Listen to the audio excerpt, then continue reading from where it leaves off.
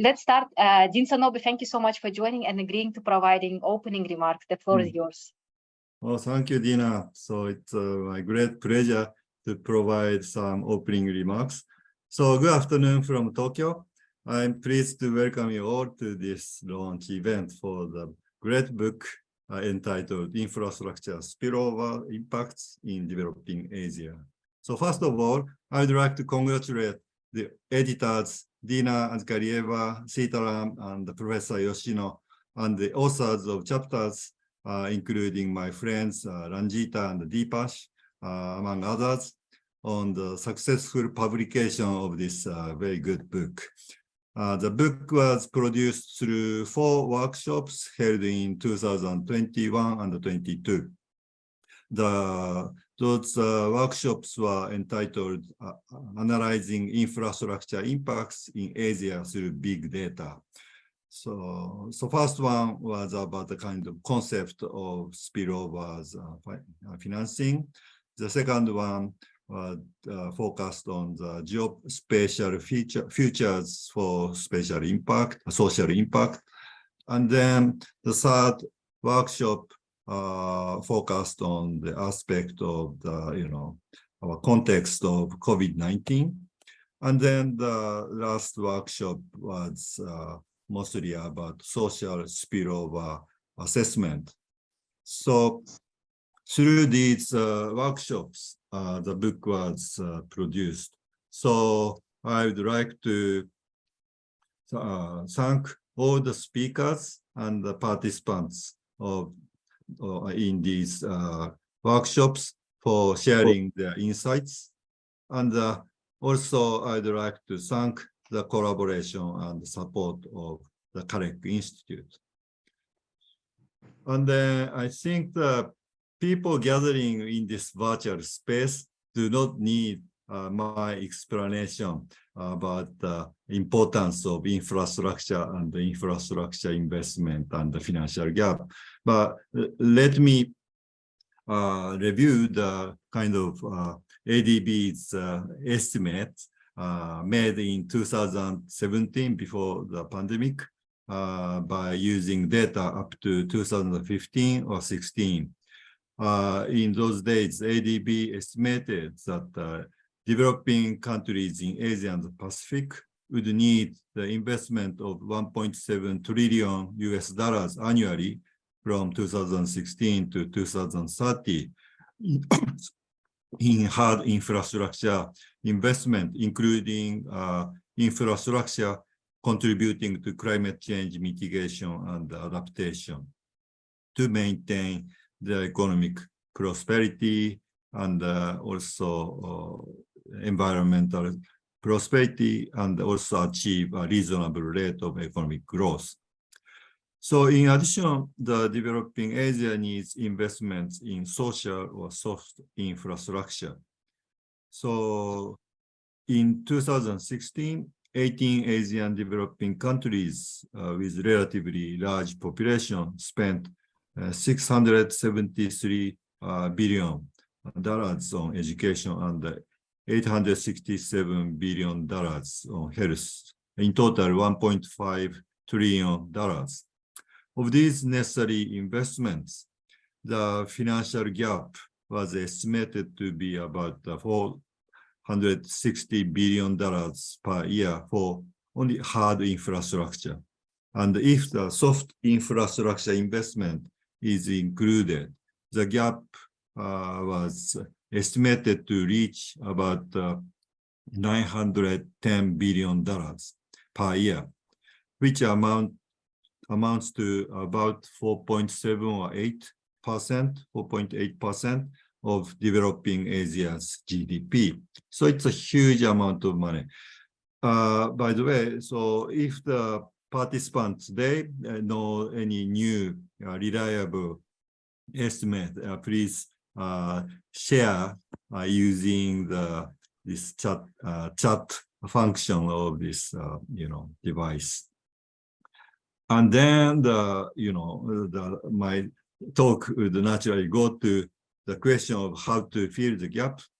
So this question translates into 3 questions. First, So how to increase the social benefits of infrastructure investments. Second, how to reduce the social cost of infrastructure investment. And the third, how to make a clear and doable plan and how to implement the plan to finance the investments and actually collect money out of the social benefit to pay back to investors, not to prevent, in order to prevent the default and then make this investment sustainable. So these are very difficult questions, and it's in terms of public administration, it's a huge challenge. And also, this is how to address the change. These challenges would be not only socially important but intellectually extremely intriguing. And then this book deals with mainly the first and third problems. That is how to increase social benefits. So in other words, so how to increase spillover effects. And then the third problem, how to finance the infrastructure investment. Not let all benefits dissipate thinly among the people, but the money have to be collected to pay back to investors. So how to do that? And then also how to convince the people who have money to invest or to lend money for these activities or investments. So this is a very, very important issue of private capital mobilization. So these are really huge social problem and also policy problem and also academically extremely interesting questions. So in order to address these issues, the use of big data and the new technologies must be the key. So the book handles these issues. So the book is extremely useful, important, and interesting. So I really look forward to listening to the co-editors and authors discussion about the key takeaway of the book that will follow my this remarks. And thank you very much once again for everyone's cooperation. And let's have a very nice and productive hour. Which start now. Thank you very much. I stop here. Dean Sadobe, many thanks for your excellent opening remarks. Yeah, and this is really good setting for the book launch presentations. So we will start with our session where a few authors of the book will give you a flavor of the book by presenting their papers briefly, 10 minutes each. And we'll start with our professor Naoki Yoshino, who is also co-editor of this book, and he's professor emeritus from Keio University of Japan, and he's former dean of ADBI. Professor Yoshino, please. Okay, thank you very much for inviting me, and also I would like to thank Dean Sonobe for allowing us to continue infrastructure research. And can you share my slides, please? So in 10 minutes, I would like to make a brief discussion about infrastructure investment. As Dean Sonobe said, there are three important points in infrastructure development. One is how to increase social benefits, that is the spillover impacts. And then third one is how to finance, how to bring private sector money. And point two was how to reduce various costs. And if private sector financing is coming in, then returns and costs may be taken into account. This diagram shows PPP failed in many parts of the regions.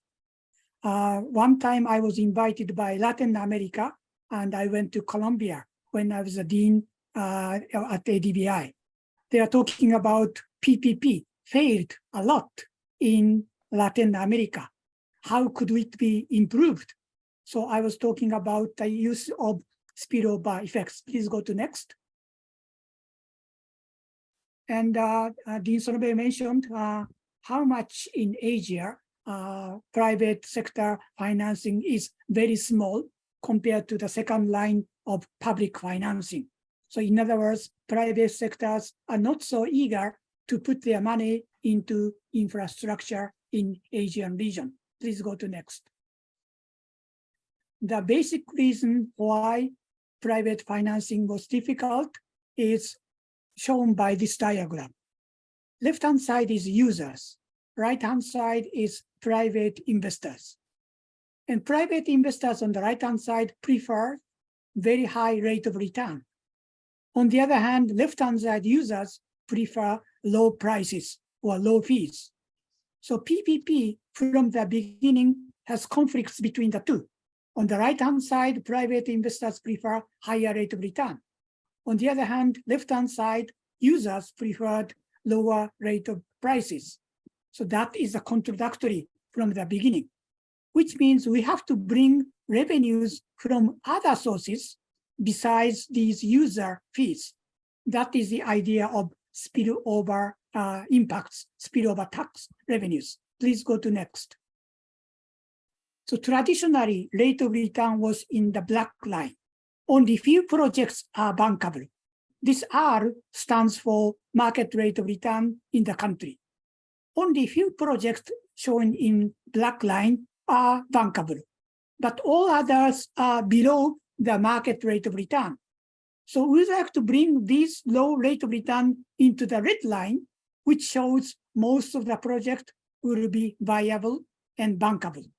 In order to do so, we have to bring it up by using spillover tax revenues. Please go to next. So infrastructure has big social impacts into the region. Digital infrastructure bring new businesses, new factories, new housing, and it can be used for education and sales and so on. This can create big income tax increase, corporate tax, sales tax, various tax revenues will rise if digital infrastructure can be penetrated. The same thing can be applied to road, railways, and other infrastructures. Please go to next. So that infrastructure will bring businesses into the region. That is a spillover effects, and that can increase spillover tax revenues as is shown by red line. So red line is a region where new infrastructures were completed and their tax revenues will rise compared to the region in the blue line. Please go to next. And these are the examples. The top one is Uzbekistan's railway. Bottom is the Philippines, Manila's expressway. In case of the Philippines, infrastructure has increased 2% of economic growth into the region.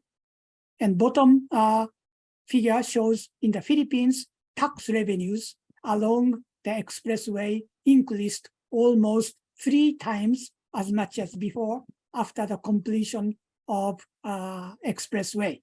So this shows the big spillover effects into the region. Please go to next. Then the telecommunication or ICT, this has big impact, not only in the short run, but also in the long run.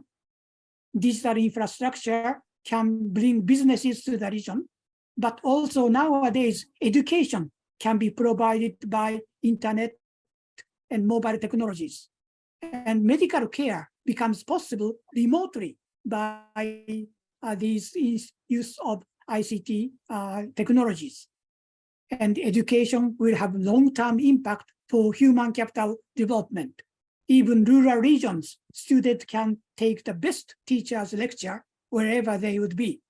And medical facilities, remote examination will become possible. That will keep many people in healthy conditions. That can provide a good human capital, a high quality human capital, which has a long-term impact, not only short-term spillover effects, but also big long-term impact into the region. Please go to next. Next, please. Next, please. Okay, so this shows during the pandemic, how much this infrastructure had been used. And if you look at this figure, when the government support was provided in India, mobile tower has kept on constructed. But after the stop of the government providing subsidies, then this mobile tower has significantly reduced because most of the infrastructure in India is supported by the government and not be financed by private sectors. So once we bring private sectors, this mobile tower can keep on rising without relying too much on government support. Please go to next. And this is a case of the mobile technologies, mobile communications in Delhi, densely populated. Then they have a very good network. However, in rural region, user fees, user charges are very low, which is very difficult for the infrastructure companies to develop in many places. So once spillover tax revenues were returned to those infrastructure investors and operators, then this kind of infrastructure can be penetrated into all over countries, including remote region. Then the agricultural farmers can sell their products by advertising, by using these mobile communication. And students can learn, take courses by these mobile communications. Please go to next. So lastly, this is the example of the Indians case. There was actually a significant increase of spillover impacts, which increased the tax revenues in the region. Please go to next. So final point is this infrastructure in telecommunications in India, it has increased 14.2% rate of return, which is very significant once these spillover tax revenues can be returned. So in many cases in developing Asia, the returning spillover effects will increase the rate of return, which can attract private sectors to finance it. And then that can be going on not only big cities, but also rural area, which can develop an entire nations as a whole. And that will include medical care and education in the long term. So that's all my presentation. Thank you very much. Many thanks, Professor Yoshina, and for your excellent presentation and for keeping time. Now I would like to present the next speaker, author of the book, Tiffany Sirigar, who at the time of writing this book was assistant professor, Faculty of Political Science of Waseda University here in Japan, and she's our former colleague.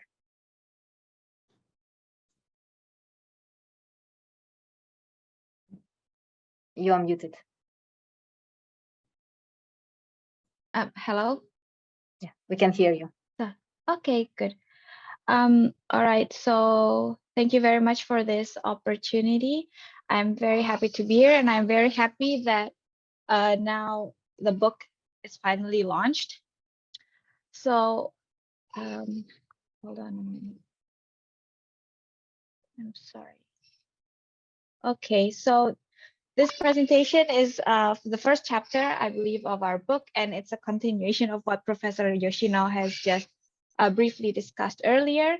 So the chapter that I would like to present is Spillover Effects of ICT Infrastructure, and we estimate the effects of mobile tower construction in India. So this is the outline, but I will skip most parts and focus only on the data and methodology and also the results and policy implications.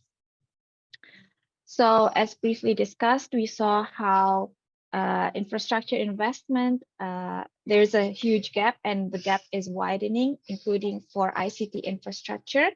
The gap itself is expected to reach $30 billion by 2040 in Asia alone. And Professor Yoshino also has mentioned how the public sector is unable to fulfill the demand by itself. So we need private sector participation, which sometimes come in the form of PPP, but it has oftentimes failed. And in this paper, in this chapter, we show how we can try to increase the attractiveness of infrastructure projects to private sector by telling them basically that they will have we can guarantee a steady stream of revenue by sharing tax that is previously collected by the government with the private sector. Okay, so this has been discussed earlier, and I will skip this. Okay, so in this chapter, what we look at, as mentioned earlier, is the Shared Mobile Infrastructure Scheme program in India. So in 2007, the Indian government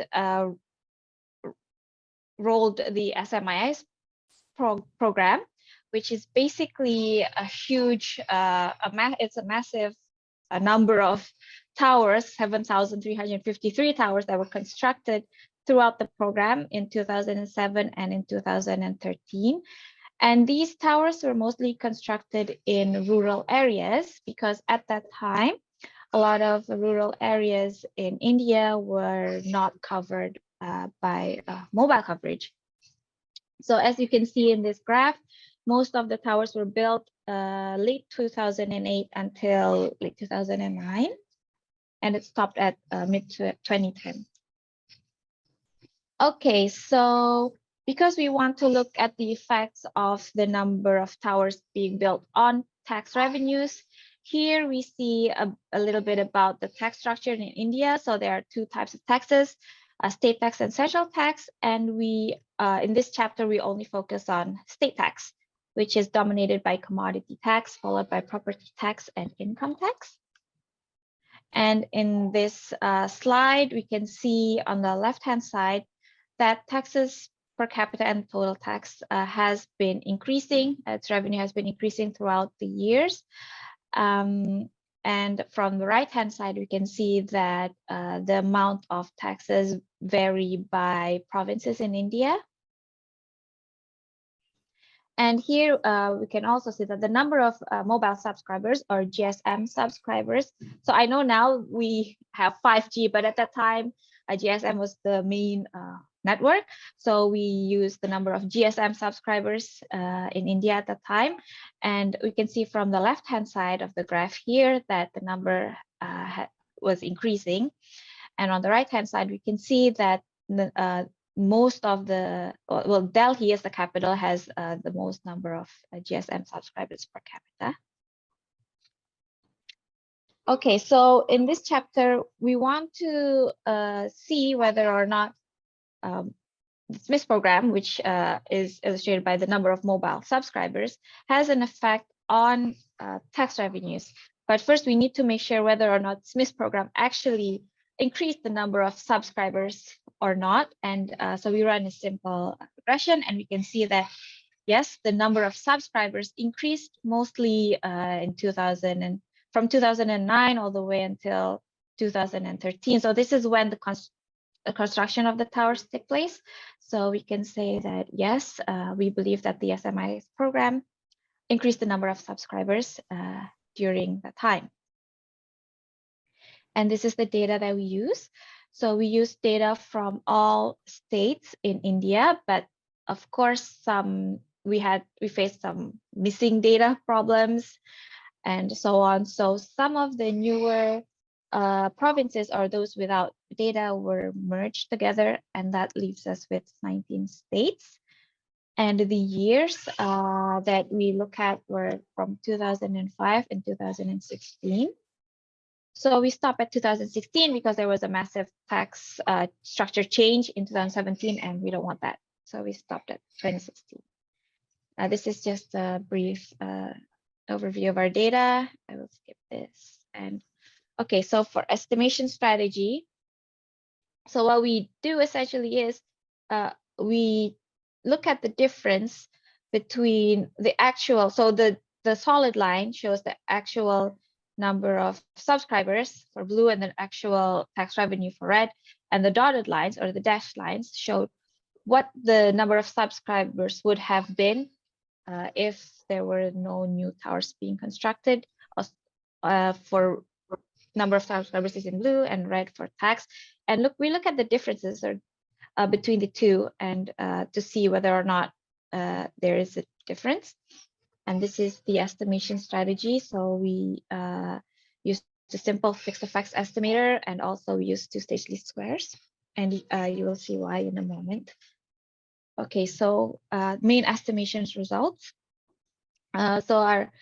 From this table, we can see that a 10 percentage points increase in the number of mobile subscribers is expected to raise the total state tax revenue by around 134 rupees, or that is approximately 3% of the average state tax per capita in 2016. And this two-stage least squares estimator, we use this to see the mechanism of how number of subscribers increase tax revenues. And from here, first stage, because there can be endogeneity problems. So first, we can see from the first stage that number of GDP per capita is increased. So 1 percentage point of number of mobile subscribers is expected to increase GDP per capita by around 106 rupees, 0.5% of the GDP per capita in 2016. And from that, a 10,000 rupee increase in GDP per capita is expected to increase state tax per capita.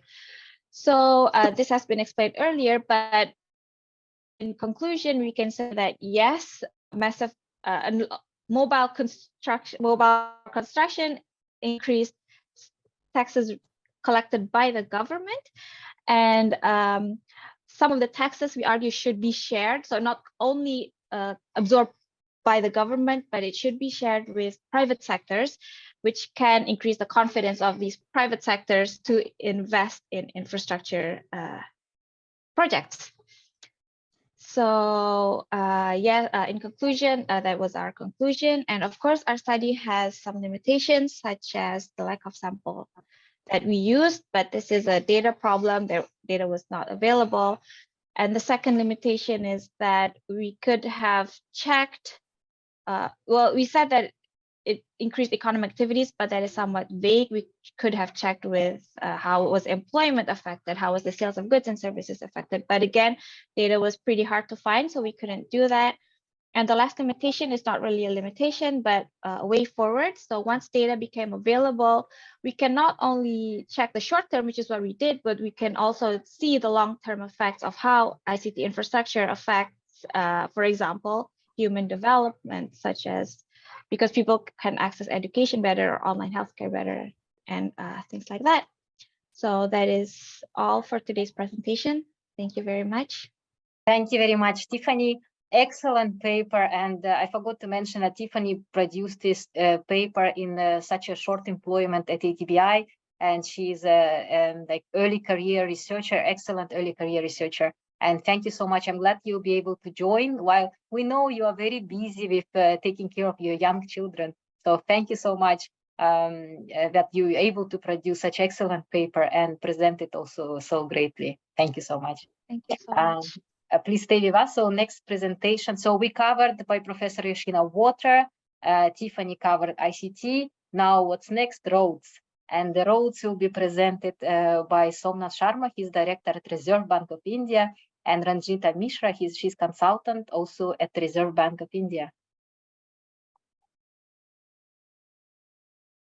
Good afternoon, everyone. My name is Somnath Sharma. And first of all, we would like to thank Mr. Sitaram and Dina for giving us this opportunity to take our work ahead and publish our work as a book chapter. We are so happy to see that. And we would also like to thank the organizers for making the workshops very informative and a learning experience for us. We would like to especially thank Professor Yoshino and Professor Kusuri for helping us out on wherever we were getting stuck in our research work. Thank you so much.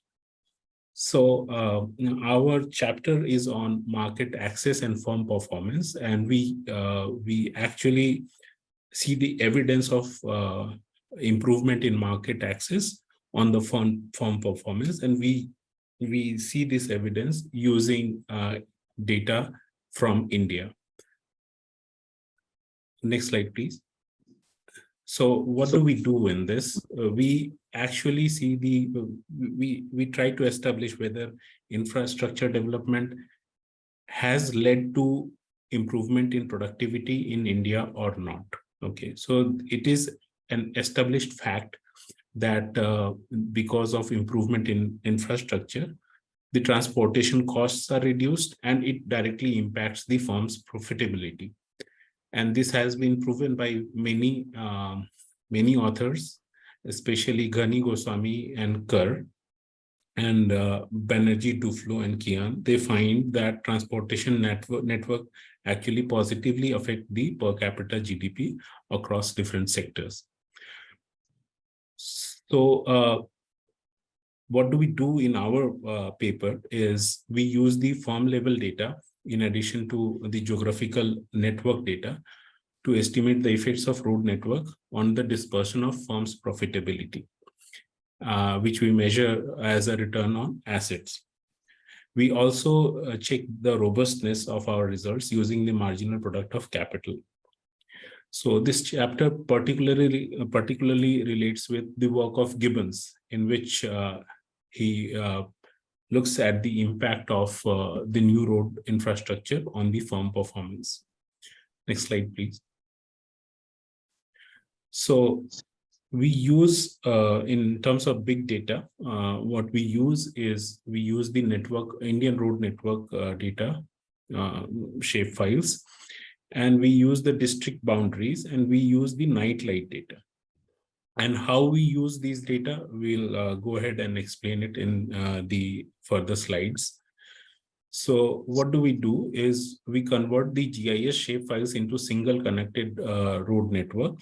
Then we overlay the centroid on the top of the road network, and we find the closest node lying to the road network that can represent centroids. So what actually it says is from the center of the district, we find the closest road connecting to the center of the district. And from there, we establish whether a particular district is connected to a better road to the nearest market or not. We use nightlight intensity as a proxy for GDP. And once we have this data, what we use is a kind of gravity model, and we construct a market access index, where in the numerator we use the indicator of economic activity, and in the denominator it is the square of the distance. So when this number is high, it means the market access of that particular district is better. Okay, next slide, please. So using this market access, we need to establish whether it is affecting the return on asset. How do we measure the return on asset? For each firm, we find the net value added and we divide it by the total assets. So this is how we estimate the return on assets. And then we estimate the dispersion of return on asset in a particular state. So we use Thiel's index to estimate the dispersion. So our idea is when all the firms are better connected to the nearest market, each rupee will give increasingly more return on asset, and that dispersion between each rupee which each firm spend, that is going to come down. Okay. Next step. So apart from market access, there are many other factors which may affect profitability. So we control for all those factors like credit availability, electricity availability, the business environment, the law and order situation in each of the districts, and the human development condition, which we measure as infant mortality rate. So we control for all these variables. Next slide, please. And we find that with the better market access, the dispersion actually comes down. So tiles, as you see the first row, we find that the market access is actually leading to reduction in the dispersion of return on assets. And when we measure the robustness using the port distance to the nearest port, we find that the greater the distance is from the port, the greater is the dispersion. Okay. So, and as control variable, when we we found one interesting result from this is that when the law and order situation, which we measure as the per enterprise pending number of civil cases, so it actually is the business environment indicator. So if the per capita pending civil cases are high, this is leading to more dispersion. So that is one another finding which we wanted to point out here. Next slide, please. So from here, Ranjita will explain the result. So I'll request Ranjita, my co-author, to take you ahead.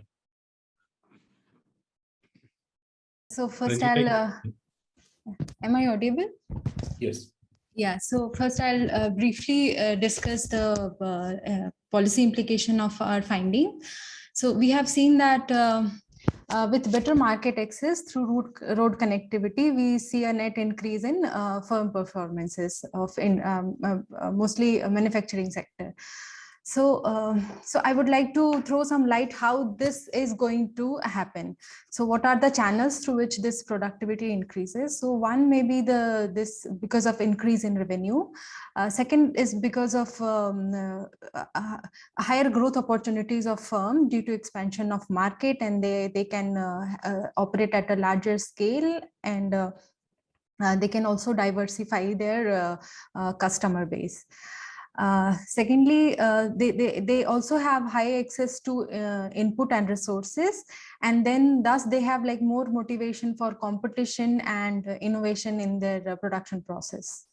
So second is, as Somnath talked about business environment. So, I mean, it supports, I mean, better business environment supports with law and order condition. And the second thing is also about regulatory challenges, which we lack in this paper. Somehow we cannot control for regulatory challenges and technical disturbances. Lastly, I would like to highlight the fact that better road access to market and business environment, they are also public good, and they help like further improvement in productivity of the firm. One of the limitation of our study is that we stop at 2017, but the fact is that in India, India has the second largest road network after US. And in last 10 years, after 2013-14, India has improved around 60. There was a 60% growth in their road network. So starting from 91,000 kilometers to now, it has 145,000 kilometers of road network, and a very high share of freight rate of volume by, I mean, freight rates, freight volume by roads.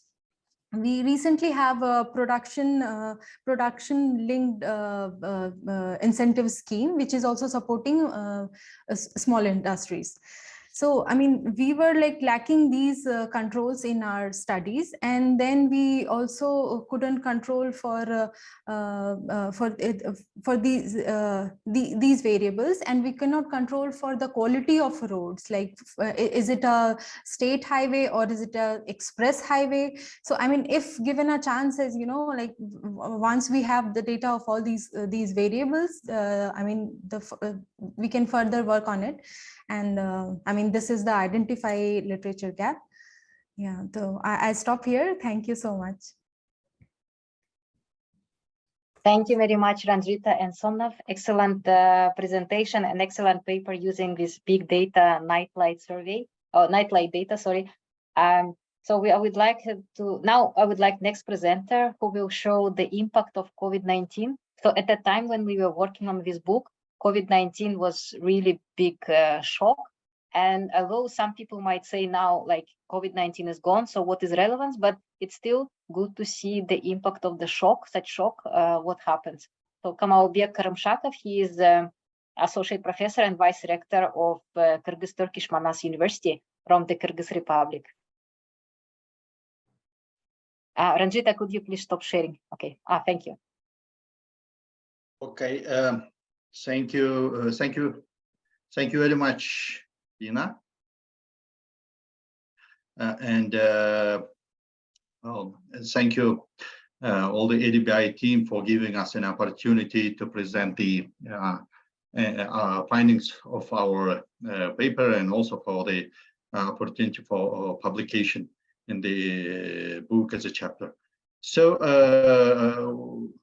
this is a co-authored chapter actually. So we tried to look, as Dina already noted, at the time of preparing this book chapter, COVID-19 was high globally in agenda, and we tried to move on the look at the firm performance, looking at the COVID-19 cases. But that, in most of the developing countries, right after the economic shocks, there is a less and less data on how the income is changing and how the entrepreneurship activities is changing in a very short period of time. So we thought if we can integrate the remote sensing data like Google Earth data on nightlight intensity with the entrepreneurship survey data, and look at how the firm performance was changing over time. So, and in that case, we looked at the Central Asian region and how was employment loss and business loss was varying during that period compared to pre-COVID cases as 2019. So that was actually the basic motivation of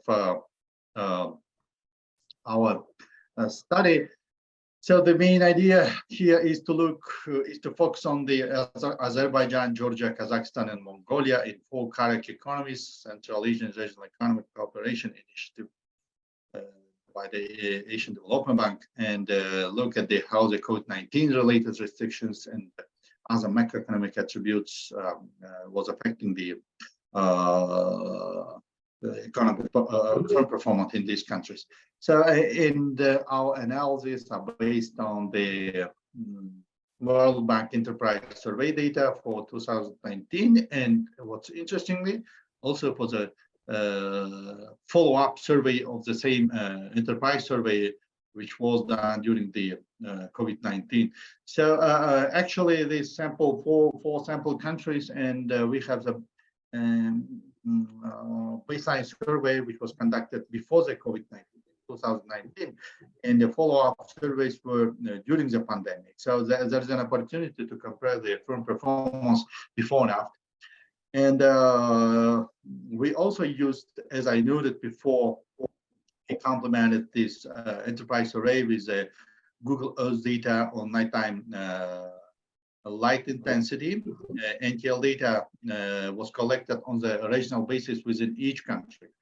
So, and data, it was matched with a business survey data set, looking at the regional codes within each country, and so that to match the firm performance and NTL data as a regional level within a country. And this general description of our also we see that follow-up survey, we have wave 1, wave 2, especially for Georgia and Mongolia, we have both waves, wave 1 and wave 2, and in Azerbaijan and Kazakhstan, unfortunately, by that time we had only first wave. So in total, we had data of about almost 2,000 enterprises across these 4 countries. So basically, our empirical strategy was based on the probability regression model to see if we have we indicate that with the dummy variables, if the firm faces a decrease of sales, decrease of demand, decrease of export, and worked hours per week, which was given in absolute terms, that was for this outcome variable we use not wrong Tobit model, not the Probit one. So our measure of firm performance was indicated by 4 of these indicators, and as firm specific and other exogenous factors that may have an influence over the firm performance is different. So we have, like, you know, if the firm has a online business activity, also we use also stringency index, which was developed during the COVID-19 by the Oxford Center. And we also use the firm size, competition, and key performance indicators, and other firm characteristics like gender of manager, female, and also for foreign ownership. So these are what can generally influence the firm performance. So if we look at the results, we see that in that nighttime light, increase in nighttime light has a positive effect on the increase of demand and in sales. I mean, methodologically in our table it was given with negative values, but if you interpret this one in vice versa, not the decrease but increase, then you can consider it as a positive impact. It has also kind of the same impact on the export performance and work hours, but these 2 indicators are not statistically significant. What's interesting also stringency index. What we have the stringency index for the sales and demand, then we see that it has a positive impact on increase in demand in sales, and also the work hours. Probably that was related with the adaptation of enterprises into the lockdown measures. Maybe initially during the first month or during the first 6 months of the COVID-19, it was negative impact because of the mobility restrictions and so on. But later on, firms adapted to these restrictions. And we see also by the firm characteristics like large, small firms, and small and medium firms might be different. Being different from the small and medium firms, large firms had a demonstrate these implications. And maybe the next one will be more informative. Sorry. It's a graphical representation of this. This is so that to get more general picture of the story, we put the probability of this, and we see that the female owners firms owned by the female are negatively affected than those by the male owned enterprises. And these are general distribution of nighttime light impact on a country basis. And we see that it has a positive impact on the livelihoods, that firm performance in sales and demand improves compared to 2019. Even, I mean, at the country level, also we see the effect. So we can conclude is that strictness of lockdown style policies has a positive impact, and that, as I noted, probably that was with a gradual adaptation of enterprises into the COVID conditions. And what's notable here, the female-owned enterprises are more likely to experience a decline in demand, comparing to the pre-COVID case. And the large firms are more likely to maintain their performance better than those small and medium firms. So that here the divergence between the firm size appears. So, and also by the industry types, manufacturing, clothing, and services was performing worse compared to other sectors. So that means that this COVID effect was varying by the industry types. Also, the female entrepreneurship should be considered in when addressing this economic policy to these economic shocks. So here seems a greater likelihood that the firms adjusted to the operation or the products and services offered to cope with the shock. What's interestingly, that was probably a gradual adaptation to the new realities. And I think that might be a further topic for the research. So that's all what I would like to share with you. Hope it was helpful food for the discussion. And if you have any questions, please send an email. Very much appreciated. Thank you very much. Thank you, Kamalbek. Excellent presentation and excellent paper on the COVID impact. As I said, although we already don't care so much about COVID, but I think the lessons, what we can learn from this paper, still relevant for other shocks. And we can see like every year we get something shock. Yeah. So I would like to go to the next session, which will be moderated by my colleague, Sitaram, who is Senior Consulting Specialist at Capacity Building and Training at ADBI. And he's also co-editor of the book and great contributor to this book. Thank you. Thank you, Dina, and thank you for all the presenters. In the interest of time, I'm delighted to welcome 4 panelists who are also co-authors and contributors to this edited volume. Mr. Ramachandran, President of Broadband India Forum. Thank you, Mr. Ramachandran, for joining.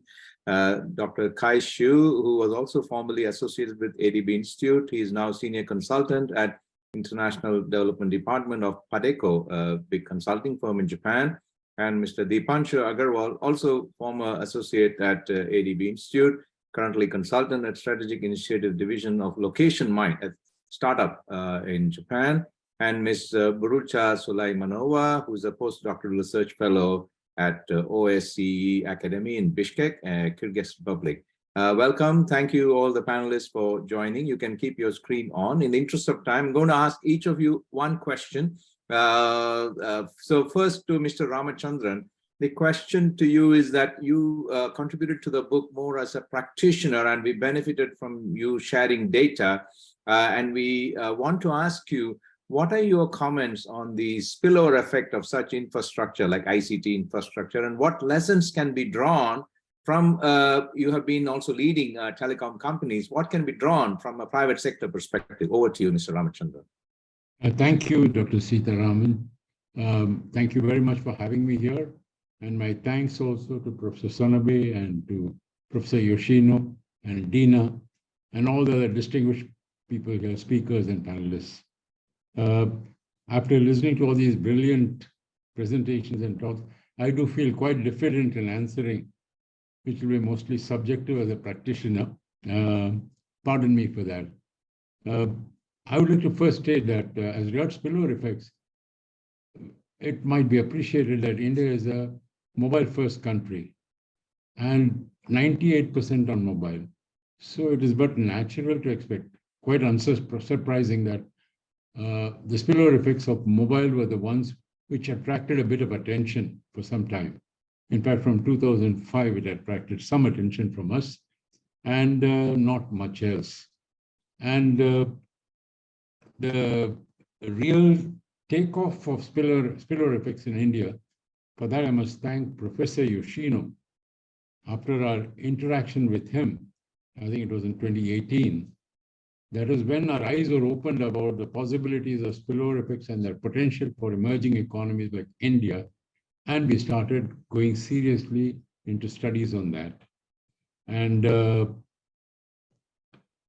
it would be appreciated also that the growth of digital economy and infrastructure in the last few years has been nothing short of being remarkable. And we have probably made up for a few decades of very slow growth in this area. And these have drawn a lot of attention, including the benefits therefrom.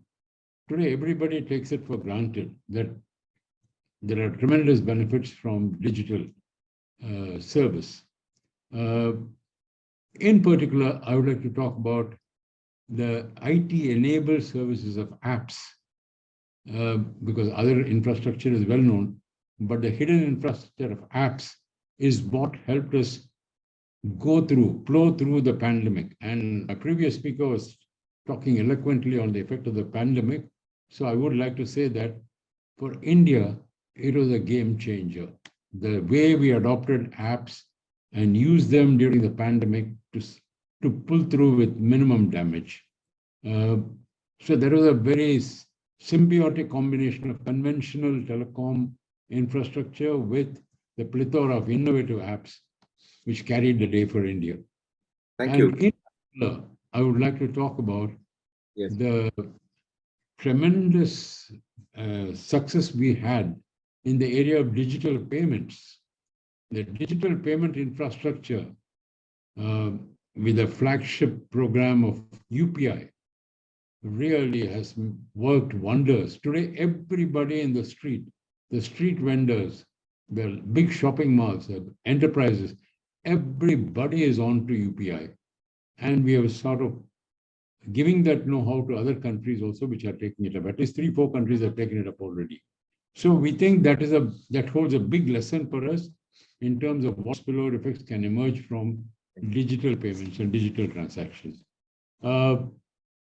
We also believe from our studies that time and again, it has been established that we have direct benefits on the GDP, on the economy, whether it was the ICRIA study in 2017 or the WIC Consult study, which was uniquely based on consumer surplus evaluation. That showed even greater benefits. And all those were sort of initiated by BIF, Broadband India Forum. And I would say a lot of credit for all this goes to Professor Yoshino. We only executed what he taught us. And we believe from all these that there is tremendous potential for using spillover effects, leveraging them for an emerging economy like India. And we have to here also, we think that we have to take a holistic view of digital infrastructure, not just a conventional telecom infrastructure, but everything included, whether it is software, apps, Wi-Fi, SATCOM, fixed, mobile, everything. So we like to take that view. Currently, some studies are in progress, and Professor Yoshino himself is kind enough to involve himself in one study, which has been taken up by one of the states in India, in the north. They have expressed great interest, and the state government is trying to leverage this. And I'm very happy that Professor Yoshino has shown us the way there.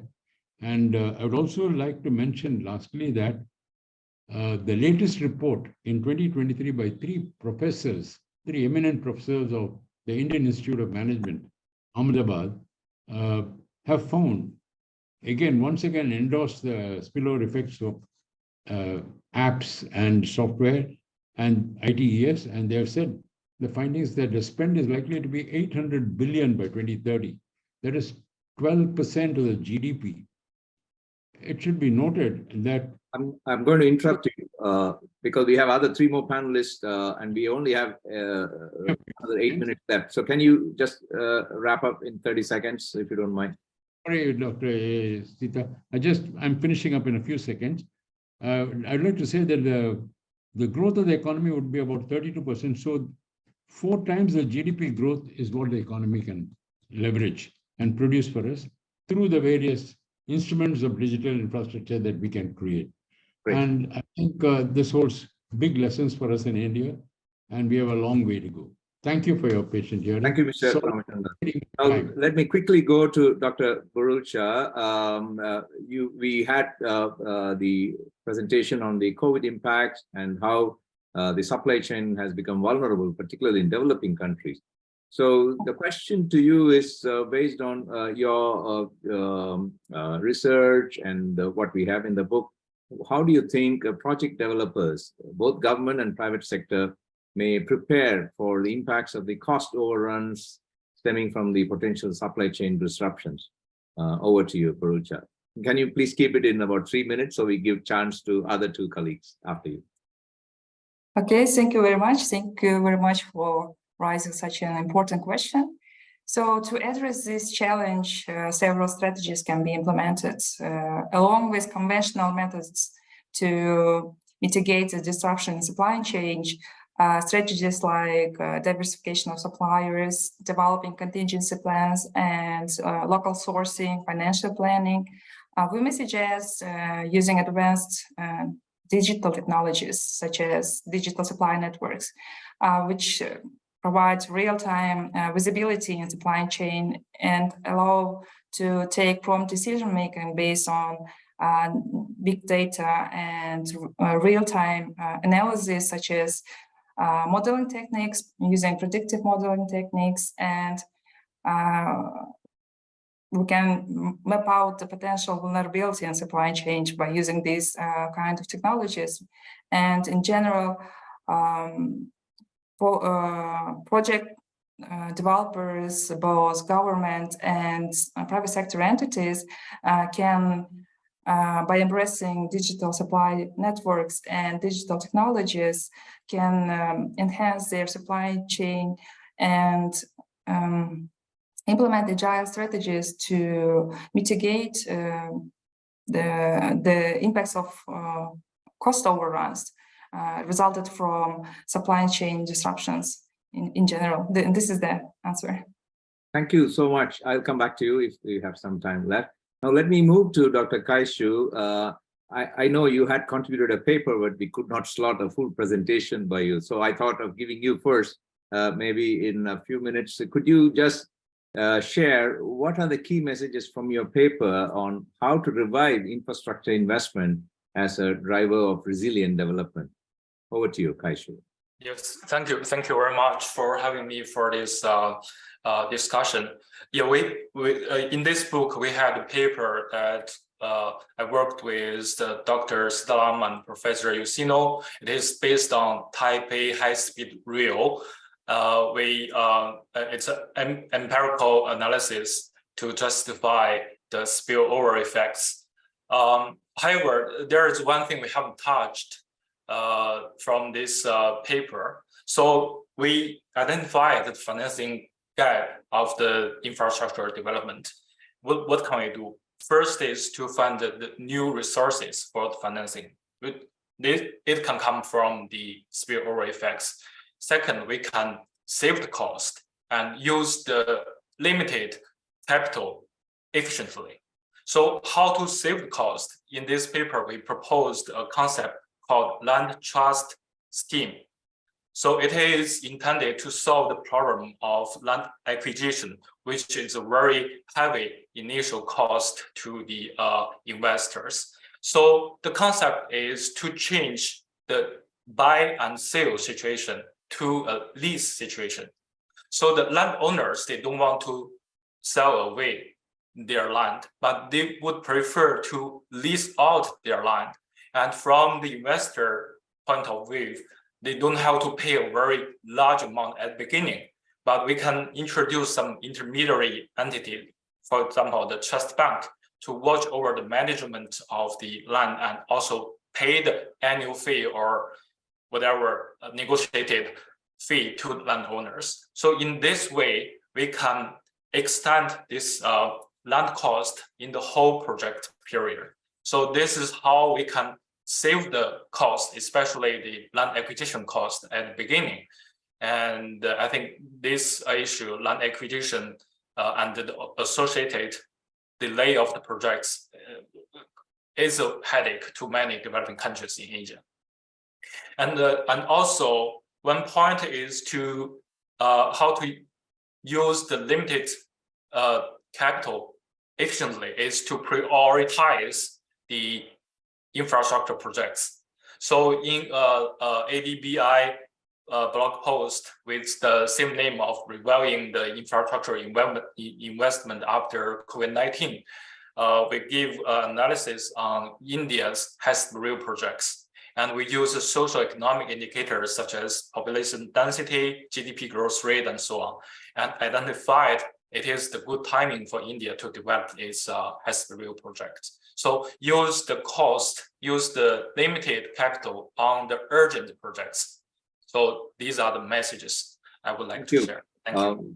Very helpful. Now, in the remaining time, let me quickly get Dipanshu. You are working in a startup which is working on big data and using mobile data and other interesting stuff. The theoretical work is not completely new from what I hear, because the idea of infrastructure contributing to tax revenues is known. But way to capture data is what has become new. We are not able to capture data. So I want to ask you some views. What are the new things that we can do? What's great? Can you share in the remaining 2 minutes from your company's perspective or what the work you're doing? Dipanshu. Yes, absolutely. Thank you, Dr. Sitaram, sir, for the very interesting question. And I would like to also extend my thanks to Professor Yoshino, who had kindly supported us for publishing this paper. And I would also like to thank all the other panelists and co-authors of all the papers and their timely contribution for this book. So let me begin by explaining about the spillover effects for the water supply and infrastructure sanitation development. It is a multifaceted practical solution for, to solve many challenges. So firstly, the enhancement of water supply infrastructure can trigger positive economic outcomes, including the construction of new office spaces and the generation of fresh employment opportunities. Secondly, this infrastructure development contributes to improved health outcomes and human capital advancement. These factors can be quantified into economic terms, enabling the estimation of comprehensive spillover effects associated with water supply infrastructure improvement. Now coming to the perspective of the big data. So big data, as you all know, is not the data that we are generating. It's already existing data that we try to model it to make meaningful decisions.